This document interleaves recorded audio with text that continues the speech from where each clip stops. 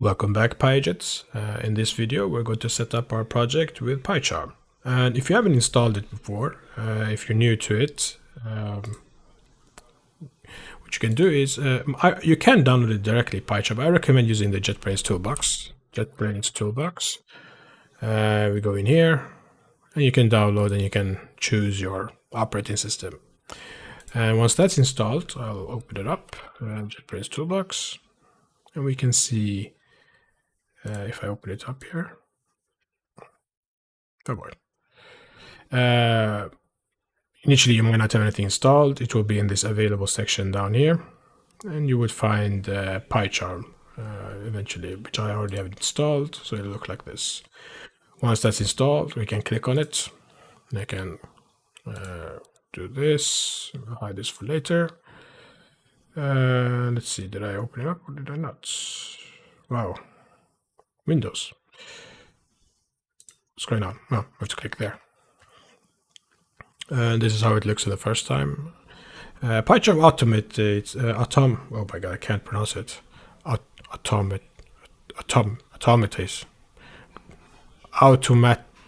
have I done to my mouth? Automates, thank you. Automates for us. We'll click on new project, and I'll create the project on my desktop, so we can find it easily, and I'll give it the name of PyChat. And we see here we can select project venv, which already does this for us. It uses the one that I've installed locally, the universal one, so I don't have to clutter that environment with packages. And then I'll just click create. We'll see it pops down here. I'll move it here so I can find it easily. Oh boy, a lot of new things. Oh boy.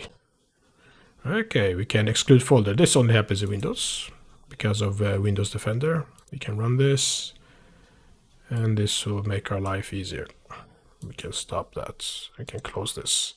So this is how it looks in the beginning. We see we already have a .venv there. And I can now right click here, new, and I can create a Python file. I can just say main. I don't need to add the extension. And there we have it. And then we can just for the measure type hey, just to see that it works. And I can press run here, and we see it works. Hey, pretty simple. So that's PyCharm for you.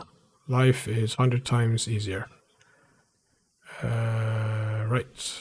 Where I keep getting all these things. All right. Don't think. All right. Yeah. How could we forget? We need to install pymongo and set that up. So I just size this up a bit. We don't need all this space. We need to open a terminal, and we can see there's an icon here called terminal, and you can also press Alt+4. And we come here, and we can choose different terminals if you don't like Windows PowerShell. But we see it's already automatically inside the .venv environment, so that's nice. We didn't have to do anything. We didn't need to activate or press a button like in VS Code. So then we install, keep install, and we also get some auto-completion here, which is really nice to know that we are doing the right thing. I mean, I gotta just try this out. Tab. Oh, beautiful. It sounds like I'm selling PyCharm. I am a big fan of JetBrains products. They're amazing. They're amazing at developer experience. And we see that's installed, and we can do the same here. Keep freeze, requirements text, which is the convention, and we can open up. And it looks exactly the same how we did it with VS Code. And everything just works. Perfect. Until next time, agents.